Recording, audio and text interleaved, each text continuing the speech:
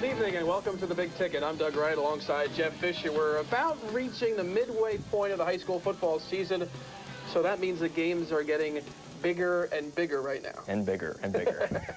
Yes, there are many big games right now, including our feature game tonight between Deerhoff and Whitehall. Two teams that weren't expected to do that well this year, but came into this game with identical 3-1 records. Yeah, they've already surpassed the record of last year. They had 4 wins between them. They came in with 6-2 records combined, so it was a battle for maybe 3rd place in the league. And our Al Ganoza was at the game, and he files this report. Deerhoff scored 30 points last week against Pocono Mountain, but they would find the going much tougher tonight. This run by Eric Freeman would be as close as Deerhoff would get to scoring. Whitehall went on top 6-0 just a minute and a half into the game, and they wouldn't score again until the 4th quarter. Javon Tatum with a couple of nice runs to set up a touchdown blast coming up by 245-pound tackle Eric Thompson. Thompson made the last 3 runs on this touchdown drive. This one from 2 yards out makes it 12-0 Zephyrs. Late in the 4th quarter then, with Whitehall punishing Deerhoff on the ground, the Zephyrs would get into the end zone again. Tatum slides left, gets to the corner, gone. And he is only a junior, folks. Whitehall goes to 4-1 with a 19-0 win over Deerhoff. Whitehall has been relying on the big pass combination from Matt Schultz to Jerry Pytel, but tonight the ground game came up big. They stuck to the ground in the second half, and it paid off. 2 touchdowns, and they took a lot of time off the clock. We just felt when we went into halftime, we made the adjustments that we could just take it through them and cut down on their quickness. Sometimes you just got to run at good athletes and take away their quickness of pursuit, and that's what we tried to do the second half. Whitehall kept Deerhoff guessing with Tatum going outside and Ryan Horvath pounding inside. We're winning, and that's all that counts. And our line blocks for us, and we run the holes right. You're gonna win games. That's all that counts.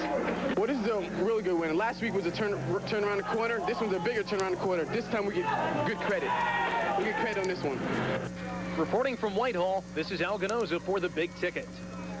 All right, thanks a lot, Al. You know, Mr. Tatum's absolutely right. You got to give Whitehall a whole lot of credit. A 4-1 record after the 19-0 whitewashing of Deerhoff tonight. Everybody was talking about their offense. Let's talk defense for the Zephyrs. They hold John Flamish, the big guy for the Huskies, to 42 yards rushing.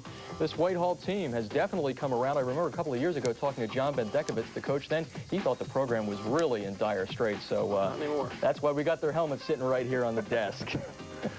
All right, here we go. Moving right along. #1 team in the poll this week, Central Catholic. They continue to roll. Tonight, intra-city rivalry as they took on Allen. Could the Canaries pull the upset? Dave Lesko has the story.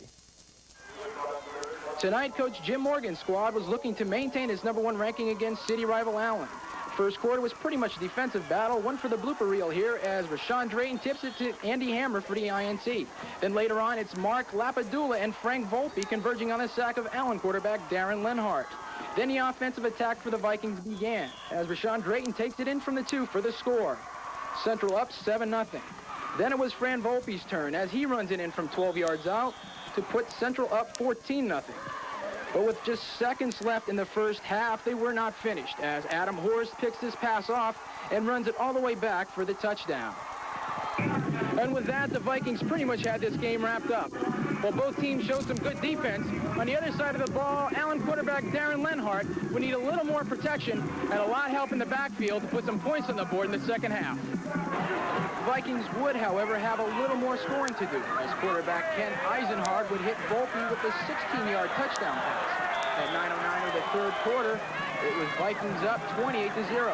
Then it was time for the Canaries to sing as Lenhart would keep it and go in from 11 yards out. At 8:25 of the 3rd, it was 28-7.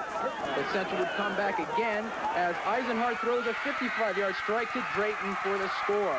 The Vikings would end up trouncing Allen 54-19, but Coach Jim Morgans didn't like his team's performance. I thought we were real sloppy at times, really. You know, I don't think we played as good as we could play, and by saying that, I always got to caution because I don't want to take anything away from Allen because they're an East Penn League football team, and East Penn League football teams are tough.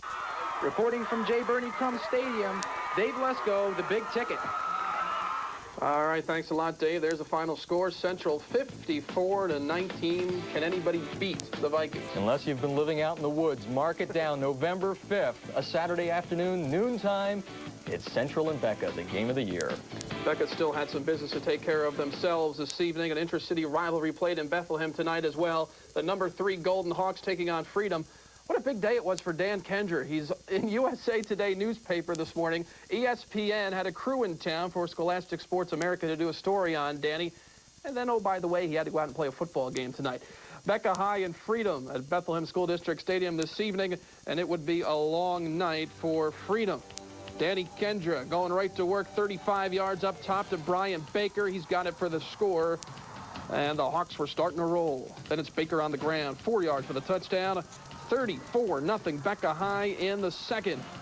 And then just before halftime, the pretty little center screen, Kendra to Jim Brady, and Brady's going to do the rest. 53 yards for the touchdown, and check out the final score. Becca 62, Freedom nothing. The Pates wore those all-black uniforms, and they leave with a couple of black eyes. 62 zip, Jeff. Little black and blue. Becca 95-0. That's the way they've outscored their opponents over the last 2 games.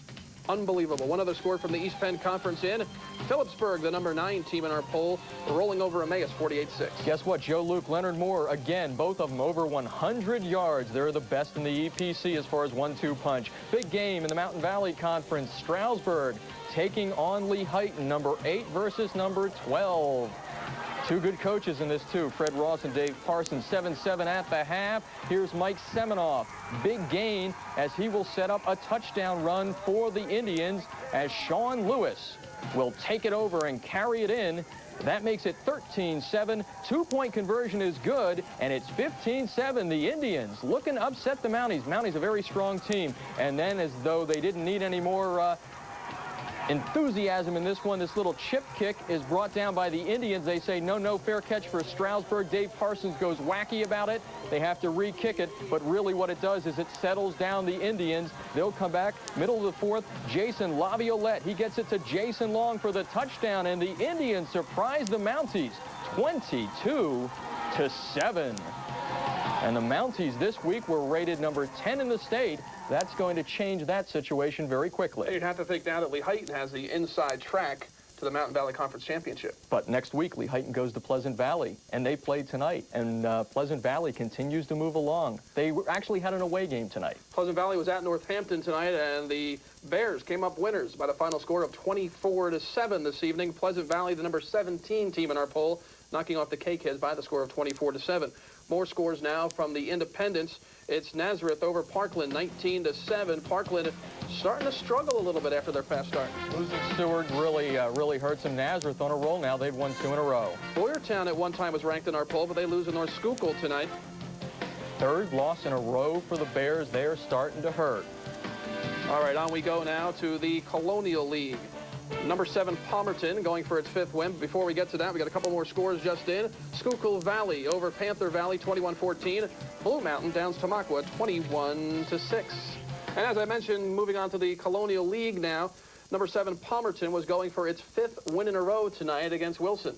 They're rolling, but both of these teams were coming off 1-point wins where they just got out. What team would come back tonight? Well, let's find out. Let's check the highlights from Palmerton. The Warriors and Palmerton, and right after the coin toss, it was pretty much Palmerton, never looking back. Jason Reyes going to go right up the middle, and Reyes is going to go 73 yards for the score. Touchdown for Palmerton. Reyes, a fine quarterback. Want to see him one more time. Keeping the football. Reyes on the option. He gets in untouched. And Palmerton cruised tonight. Cody Gildner this time. Their fine tailback sweeping ride. Gildner gets in the end zone for the score, and number 7, Palmerton, rolls over Wilson. Final score, Bombers 47, Warriors 6. They bombed the alma mater, my alma mater. Reyes, great night, 146 yards rushing, 3 touchdowns. Cody Gildner, 121 rushing and 3 TDs. Other scores from the Colonial League, Bangor, routs Salisbury, 42-6. Go Slaters, go. Hey, the Crusaders win their first game. Notre Dame over Northern Lehigh, 21-13 today. I remember when we had a number 10 on our poll, they get their first win. Took 5 weeks. Suburban 1 League scores now. CB West, the number 2 team in our poll, rolling over Ben Salem tonight, 41-6. You're a good team when you have no problem with 0-4 teams. They just really ripped them tonight. Upper Marion Downs Penridge, 14-6 is that final score. Elsewhere on the scoreboard, CB East and Norristown will tangle on Saturday afternoon. And it's Springford over Lansdale Catholic, 45-0, and we've got highlights of that one, Jeff. Yeah, let's check this one out. This is a team that we haven't gotten a look yet on the big ticket. These Rams are tough, and so is Joe Haley, 9-yard touchdown run right here, 6-0, the Rams. Joe Haley, he's been on the honor roll several times, but this time it's going to be Matt Heelman with the big touchdown run, fakes out the defense, fakes out the cameraman, goes into the end zone, and all of a sudden it's 12-0. The Rams going on top of the Vikings. Vikings came in 3-1, 3-0 in the Pac-10. And then Haley again, his second touchdown of the night, a 2-yard run. Joe Haley, he's got 800 yards rushing through the first 4 games. Now watch this big pass play. Jason Steffen to David Steckel. Watch the catch. Wow. Cuts right in front of the defender and comes down with it, and that will set up Haley's 3rd touchdown of the night. And as we showed you earlier, Springford 45-0 over Lansdale Catholic. 27 carries, 200 yards for Haley tonight. You have to wonder what would happen if Springford met a team from the East Penn Conference. That would be a pretty interesting matchup. May see that later on in the States. Yes, other scores from the Pac-10 is Perk Valley over Owen J. Roberts, 15-12. Pottsgrove downs Pottstown tonight, 20-6. Elsewhere on the scoreboard, it's Wilson West Lawn over Lancaster McCaskey tonight, 27-22. Wilson West Lawn now 3-2. They had a tough loss last week, so they rebounded. That'll make Coach Jerry Slemmer very happy. Boy, Reading High School has taken its lumps this season. Hempfield with a victory tonight, 58-21. 1-4 for the Red Knights, and they're going to have a long season. Conestoga Valley over Governor Mifflin, 24-0 was that final score. Scores from Berks 1C now. It's Conrad Weiser, 21-0 over Exeter.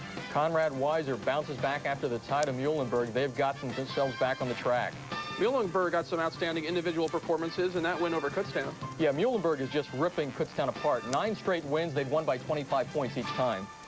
Somerville downs Warren Hills tonight as we check out the Skyland Conference, 34-12. Somerville with the victory. North Hunterdon does not win tonight. They're 1-1. Big matchup next week. Bridgewater versus Hunterdon Central.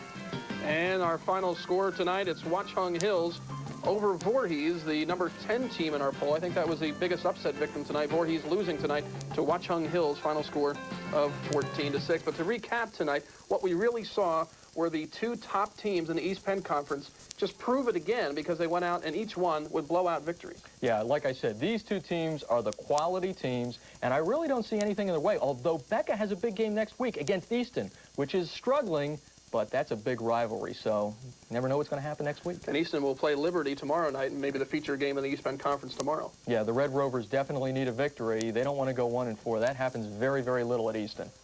Okay, let's take a look at some of the big games set for tomorrow. Saturday action on the board. It is number 15 Pocono Mountain traveling to East Stroudsburg. Easton is at number 16 Liberty. Number 18 Catasauqua is at home against Saucon Valley. And a pretty good game down in Berks County between number 19 Wyomissing and number 20 Holy Name. Some good games up on the schedule as the top 20 continues to roll along. That's going to wrap things up for this week's edition of The Big Ticket. For all the folks that put this show together, thanks for watching to you guys. Thanks for the effort, guys, to put this show together. Have a good night. We'll see you again next week. Good night.